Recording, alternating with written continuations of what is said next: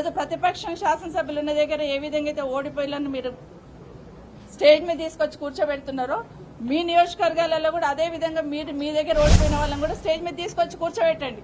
అదొక సంప్రదాయాన్ని మీరే తీసుకురండి, లేకపోతే చట్టాన్ని తీసుకురండి. ఓడిపోయిన వాళ్ళు కూడా స్టేజ్ మీద ఉండాలి అని మొట్టమొదటిగా మా గౌరవ ముఖ్యమంత్రి రేవంత్ రెడ్డి గారి నియోజకవర్గంలోనే మొదలు పెట్టండి. ఓడిపోయిన వాళ్ళని కూడా నాతో పాటు పక్కన కూర్చోబెట్టుకుంటాను మీరు మొదలు పెడితే డెఫినెట్ గా మేము కూడా దాన్ని యాక్సెప్ట్ చేసి ముందుకు తీసుకెళ్తాం.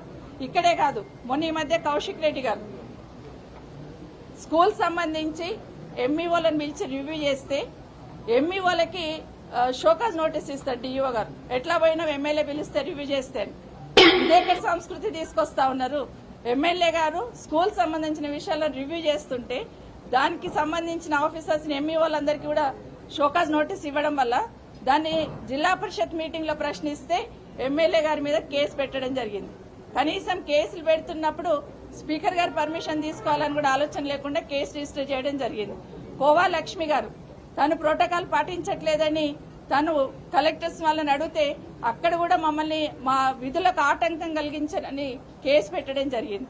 ఇప్పుడే మా గౌరవ డిప్యూటీ స్పీకర్ గారు పద్మారావు గారు వారి నియోజకవర్గంలో ఇప్పుడు చెక్కుల పంపిణీ ఉంది. కరెక్ట్ గా ఒక గంట ముందు ఆయనకి ఇన్ఫర్మేషన్ ఇస్తున్నారు, చెక్కుల పంపిణీ ఉంది మీరు వచ్చేయండి.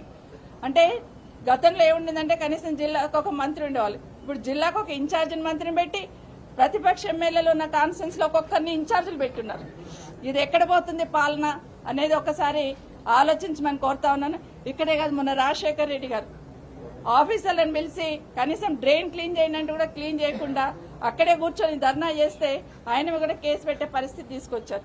అంటే ఎమ్మెల్యేలు ఎవరైనా ప్రజల పక్షాన ప్రశ్నిస్తే కేసులు పెడతాము, ఇది మా ఇష్టం, మా రాజ్యం, ఇది మా ఇందిరమ్మ రాజ్యం అనే లెవెల్లో తీసుకెళ్తా ఉన్నారు.